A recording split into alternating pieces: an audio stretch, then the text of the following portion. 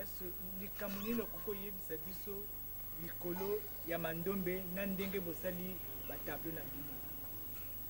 Bon, mpona mandombe lokola neti mpona mandombe lokola ngai neti en tant que artiste eloko moko nde sikoyo eloko moko nasepelaka nango mingi nayebaka te soki na biso nyonso tu bato mwindu soki bakoki koyeba valeur mandombe lokola neti ndenge ngai nazoyebela yango.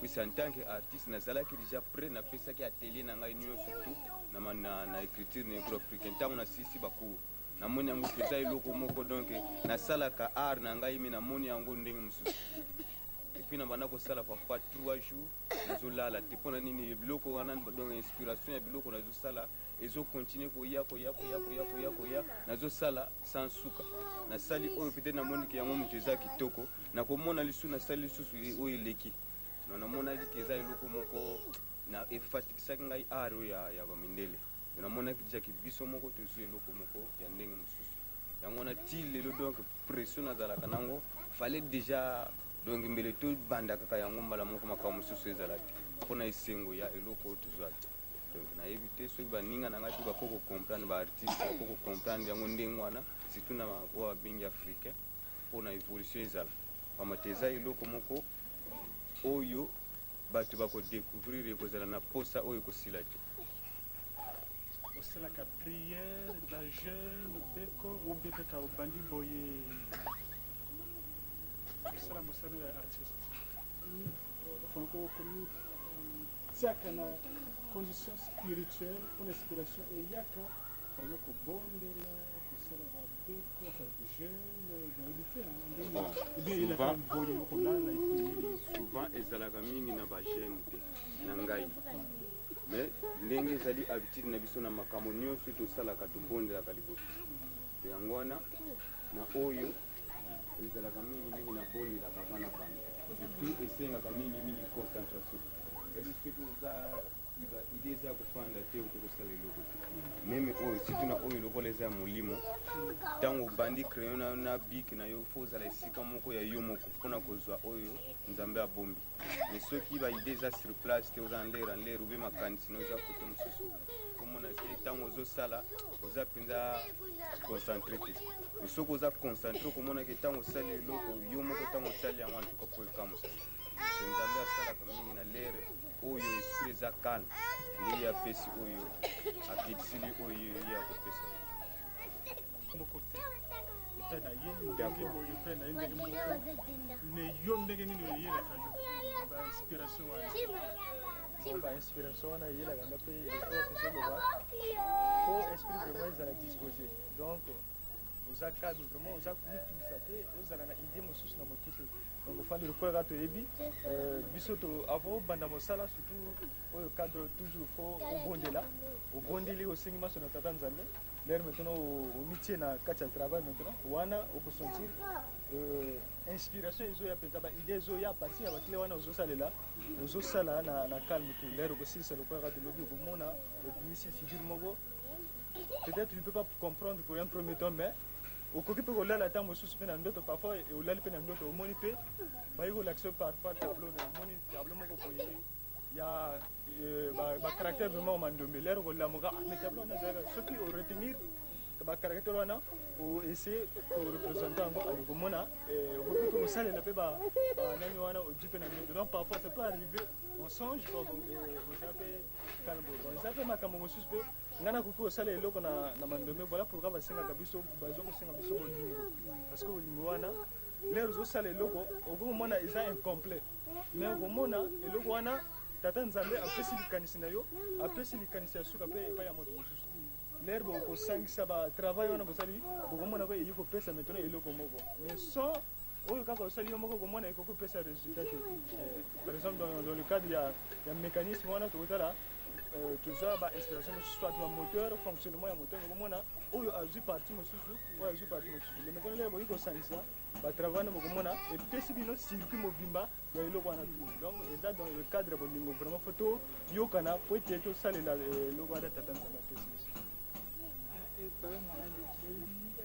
ndenge nini okoki koloba na baninga oyo baya kolinga kopesa importance te na mandombe eloko nini okokoyebisa bango. Et puis question mibana ndenge akopose yo tosi tomesana na batableau ya banoko certainement que lor botekisaka yango basombaka yango mpe mingi parce basi bayebi yango. Maintenant lor boyi na kote ya mandombe est-ce que rendement ezalaka ndenge moko ndenge likambo nini okokoyebisa biso na motuna wana papa okomba tata mwana mpe molimo centre na motuna wana ngai nakokoloba boye te esengeli mutu mwindu amiyeba kaka puisque même na ntango bamindele eloko babengi culture même na bana israel ezalaki omoni ntango bafundi baoyo bazalaki kuna na jérusalem epai ya mokonzi nebukadnezar donc bakomaki bobele na écriture na bango même makomi oyo daniel amonaki na mokanda ya daniel ezalaki écriture nzambe akomi yango mais mutu na nzambe aye koexplike yango ndenge ezalaki. Alors biso soki tozwi mandombe esengeli to néglige yango te puisque soki otali fourmi soki aza na zemi eyebanaka te ke zemi me ntango akobota nde eye koyebana ke fourmi azalaka na zemi.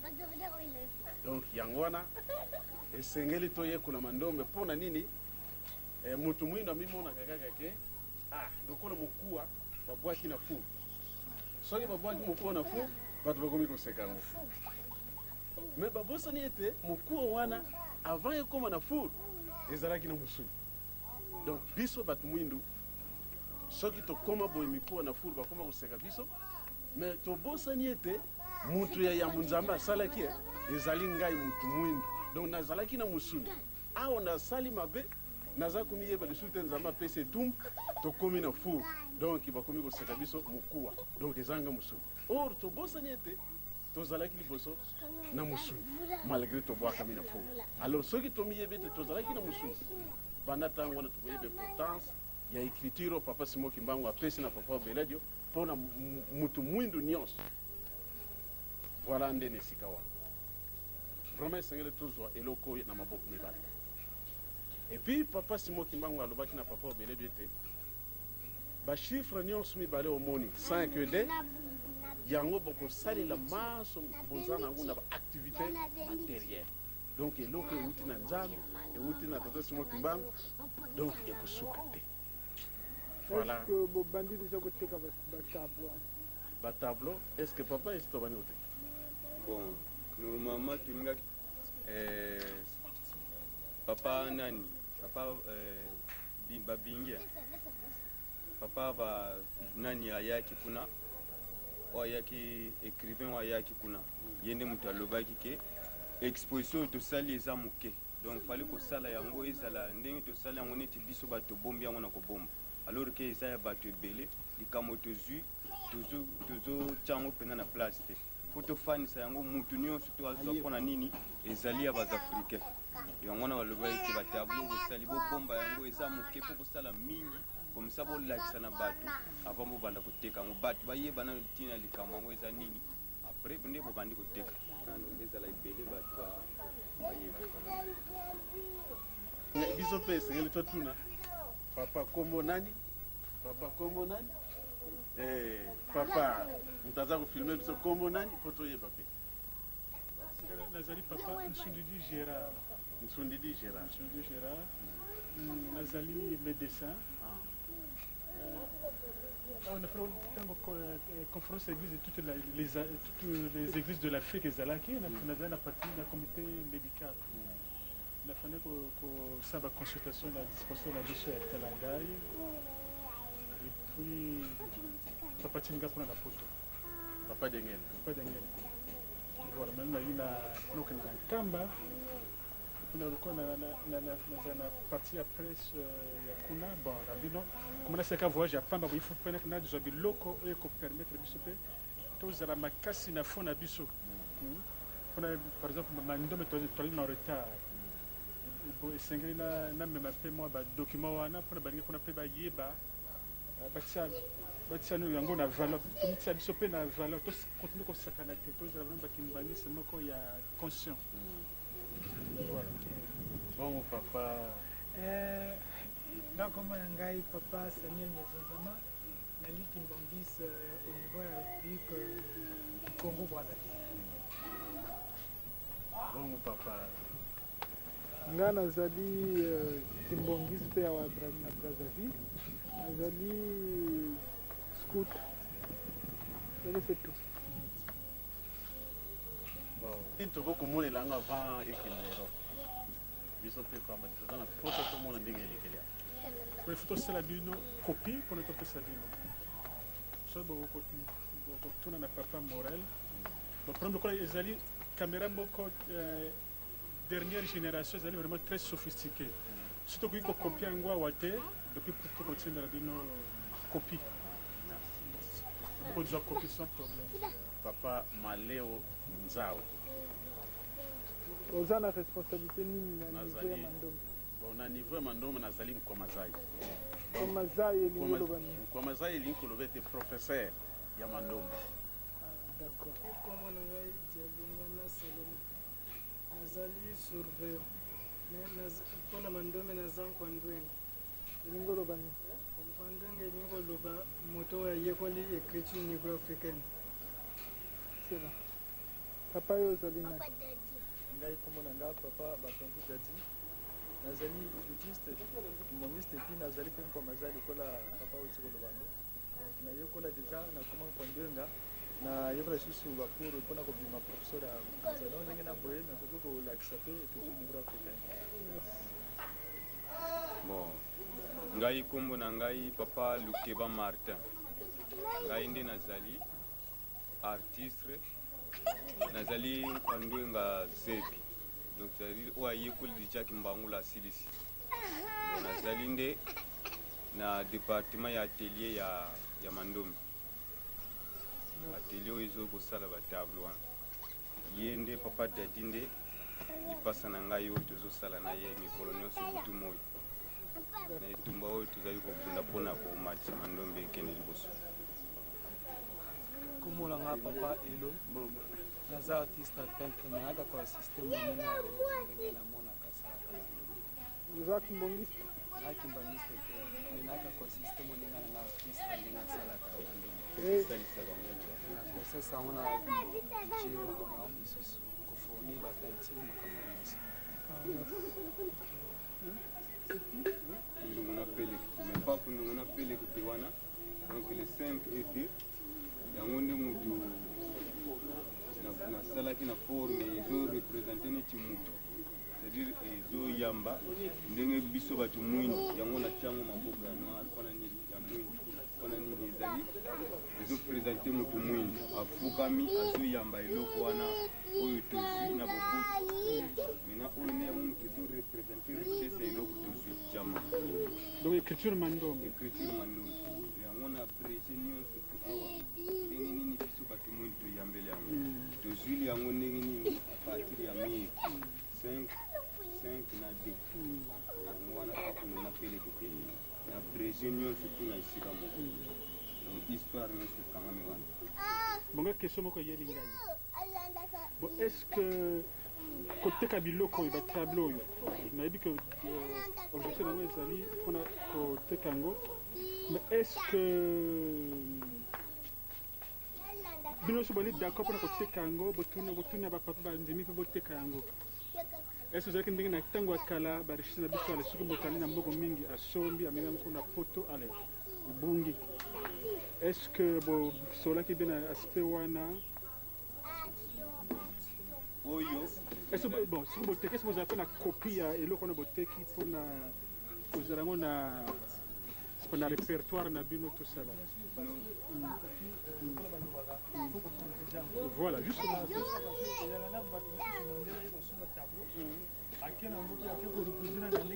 voilà donc badroit d'auteur ezali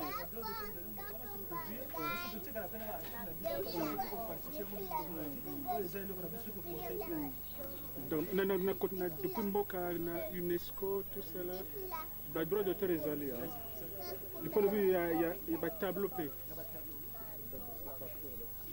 Oui, pour parler, oui. Oui, oui. Bon, ben donc nous sommes là dans le bureau du Centre d'écriture négro-africaine du Congo-Brazzaville. Enfin, un modeste bureau, vous le savez bien, qui nous a été gratuitement donné par l'Église. En fait, là, ce que vous êtes en train de voir ici, c'est on vous a juste exposé quelques tableaux. C'est l'art de l'écriture négro-africaine que nous appelons Kimbangula. Alors cet art-là, en fait, en lui-même, c'est un art on semble trouver que c'est de l'abstrait. C'est de l'abstrait, mais en fait, des tableaux ont des significations et beaucoup plus connus par l'artiste lui-même. Bon, en fait, on peut commencer. Ça, c'est un petit tableau, mais facilement, nous reconnaissons ici, là, que c'est des masques. Hein? C'est des masques. Si on voit très bien, on semble voir les yeux. Ça doit être un masque. Hein? Et tout ça, on l'a à partir des clés, n'est-ce pas, de l'écriture négro. En fait, quand tu es en train de combiner ces clés-là, tu ne t'en rends pas compte de ce que du travail que tu veux accomplir. Ce n'est qu'à la fin que tu sembles maintenant trouver qu'on dirait qu'il y a un petit dessin que tu essaies de dévoiler. Donc c'est pourquoi en dévoilant, quand tu mets des couleurs et tout, tu me sembles trouver ici par exemple un masque. Bien. Là, nous avons en bas un tableau. Ça c'est beaucoup plus des tableaux que nous appelons des générales. Tels que là, d'une façon générale, on a beaucoup plus de tableaux. C'est des motifs décoratifs qui peuvent être aussi des motifs de pagne. Décorer ton tableau, hein, ton dessin, et ça devient en quelque sorte un motif. Un motif. Bon, même chose. Nous avons une combinaison ici. Celui écarter un peu pour bien ce qu'il a porté. Vers ici, c'est comme si c'est des mains, il a écarté ses mains et ça c'est des jambes. Donc ça va. C'est bon. Ok. Tout ça, oui, c'est des tableaux. C'est des tableaux. Autre, en voyant le tableau, puisse aussi l'interpréter autrement. Oui. Parce que c'est ça, en fait, la richesse du Kimbangula. Les voyelles, donc les bisimba, ça ce sont les voilà, ça ce sont les bisimba, qui nous permettent avec les combinaisons pour avoir les sons qu'il faut. Et en les combinant comme ça, ça donne aussi un motif comme un motif décoratif. Hein? Et ça semble sortir, ça sort du ciel, parce que le fond c'est un ciel. En fait, c'est pour montrer que l'écriture négro-africaine sort, n'est-ce pas, du ciel, parce que Papa Wabeladio, l'inventeur, nous avait expliqué qu'effectivement, qu'avant qu'il commence à enseigner cette écriture-là, il avait, n'est-ce pas, vu tous ces clés-là sortir. Donc c'est pourquoi aussi le tableau, c'est une inspiration un peu dans ce sens-là, pour montrer que tout ça, c'est sort.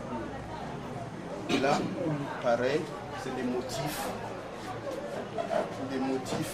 Pas à dévoiler exactement ce que tu retrouves, bon, mais tu te limites à colorer ton dessin et pour en sortir, n'est-ce pas, un motif décoratif de tout genre. Hein? Tout genre. C'est exactement ça. Bon, ça va être... Ça montre un tapis. Voilà, c'est un motif de tapis. Et ce motif de tapis-là, nous l'avons appelé Ntambiza Sama. Ntambiza Sama parce que, en fait, après avoir conçu le tableau, on s'était rendu compte que le motif dégageait de temps en temps Pakundungu et Pelekete. C'est les trucs en bleu là que vous voyez. Pakundungu et Pelekete, Pakundungu et Pelekete. Et en fait, selon le motif, on s'était vite rendu compte que ça pouvait être un tapis. Donc c'est pourquoi nous l'avons appelé Ntambiza Sama et qu'à la longue nous voulons bien que le Sama Kamando et Papa Wabeladio puisse faire ce tapis-là. Et qu'il soit le tapis, n'est-ce pas, de notre couleur de la royauté du pouvoir et le bleu, n'est-ce pas, la couleur de l'écriture négro-africaine. Tout ça. Ici nous avons un tableau qui nous inspire un peu la pauvreté dans laquelle est en train de vivre l'homme noir en Afrique. C'est conçu toujours à partir de l'écriture négro-africaine. Donc en fait, en bas ici, nous avons l'Afrique. En bas, nous avons l'Afrique. Voilà. Où ressort, n'est-ce pas, des colombes qui sont des signes de pureté. Et au-dessus, nous avons, n'est-ce pas, un diamant, et sur lequel est assis deux personnages. En fait, voilà, en fait, c'est des noirs qui veulent, ça montre effectivement que c'est des gens qui sont assis sur une richesse. Même ces deux personnages-là ne s'entendent pas. Le fait de s'être déjà retourné le dos à dos, ils ne s'entendent pas. Ils se contentent juste à demander à l'extérieur. Donc ça, c'est la main levée pour un signe de mendiant. Hein, de mendier, on demande sans s'en rendre compte qu'on est assis sur. Là aussi, c'est comme je dis tout à l'heure, c'est un motif. C'est un motif qui est là et qui peut permettre, n'est-ce pas, à quelqu'un de faire ce qu'il en pense. Ça peut être un motif. C'est pareil. Thierry n'est pas là. C'est l'inventeur. Ouais, non, l'artiste, celui qui a fait, n'est pas là. Mais en fait, c'est comme je dis, ça permet à tous ceux qui regardent de se faire une idée, n'est-ce pas, de cet art-là de l'écriture négro-africaine. C'est le même qui est là, motif décoratif. On ressort un peu comme comment on appelle la pelle.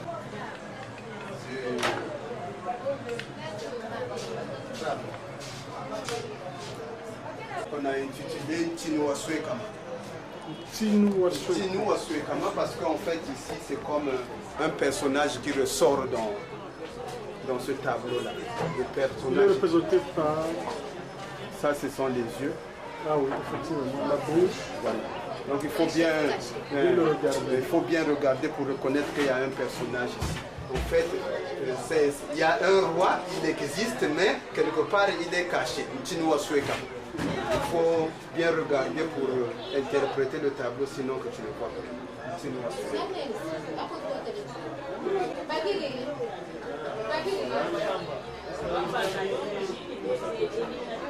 Et celui-là, pour réaliser son tableau, il s'est vite rendu compte que il ressortait dans le tableau un peu comme des piliers, puisque là où on voit des murs, mais en fait c'est des poteaux, c'est des piliers qui sont soutenus par une espèce de chenal ou de fer. C'est en quelque sorte une tout ça, c'est des motifs.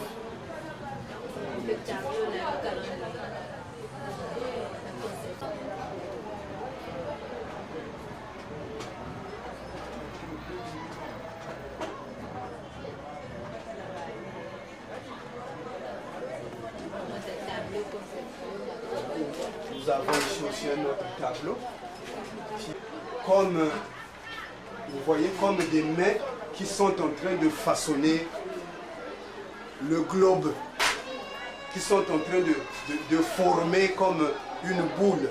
Les mains, vous les retrouvez où?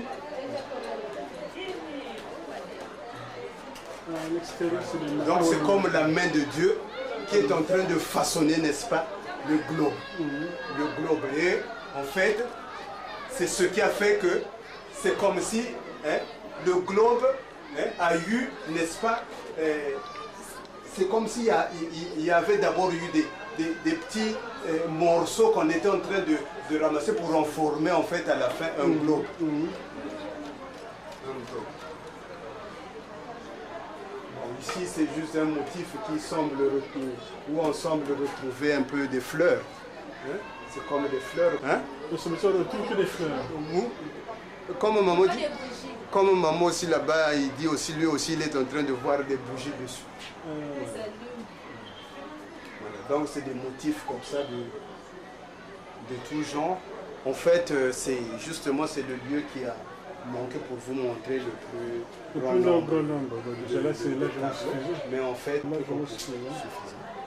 Voilà un peu d'une façon, vous voyez, qui date de 1500. Et il s'était identifié à Christ. Son autoportrait. C'est un autoportrait. Parce que c'était effectivement un artiste, un peintre, qui s'était identifié à Christ. Et depuis lors, n'est-ce pas, le portrait tel que vous le voyez là, ça s'est imposé. Hein? S'est imposé jusqu'à devenir Christ.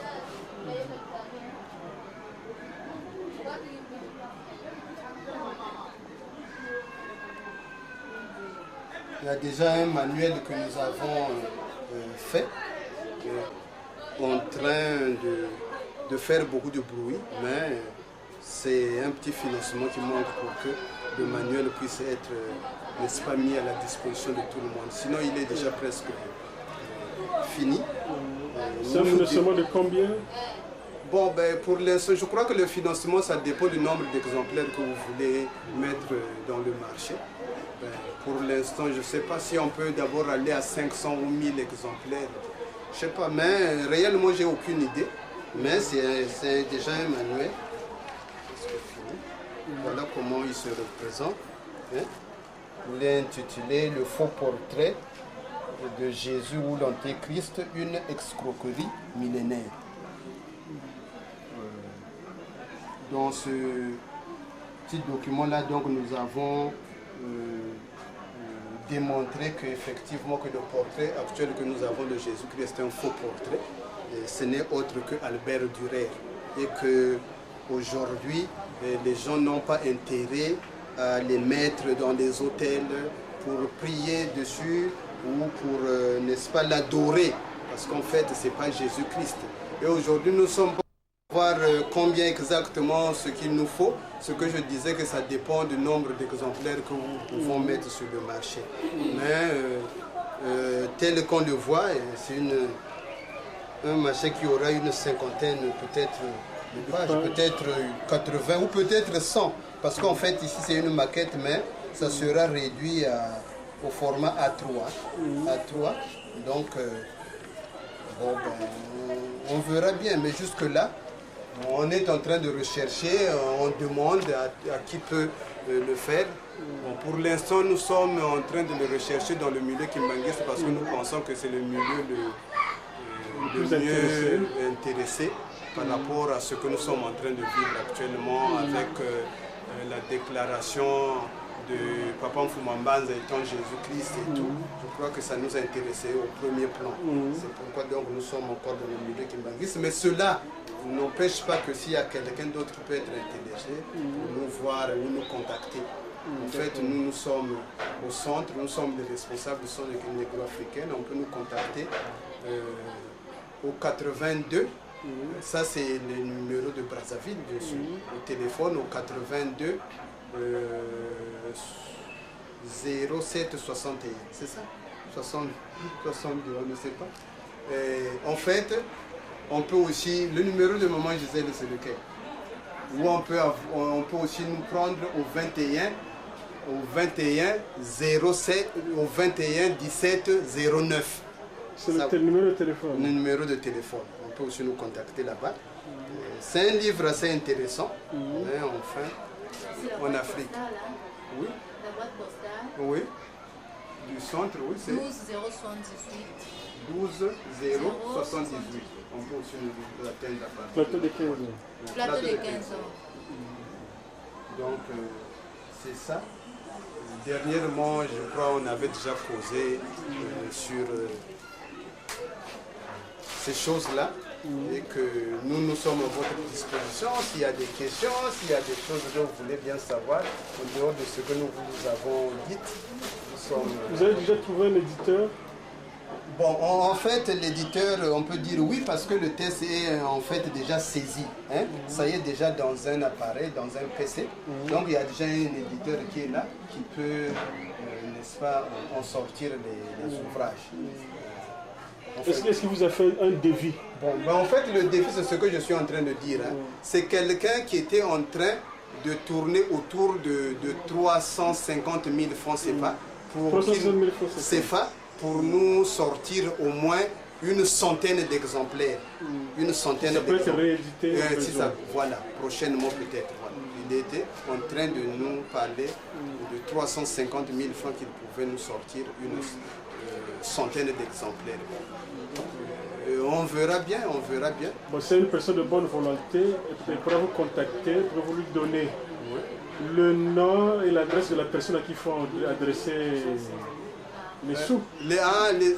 C'est ce que vous voulez. Oui, bien sûr, mais l'adresse réellement... Attendez. Je dis au moment venu, hein? Oui, au moment venu, bien sûr. Ça peut ne pas être aujourd'hui, mais c'est au moment venu. C'est ça. Peut vous contacter. Oui, monsieur Wungula Marie-André, c'est lui qui en est l'éditeur, qui a déjà ce travail-là dans son PC, et que s'il peut, n'est-ce pas, aujourd'hui, être capable d'en sortir les ouvrages. Donc, on peut l'obtenir.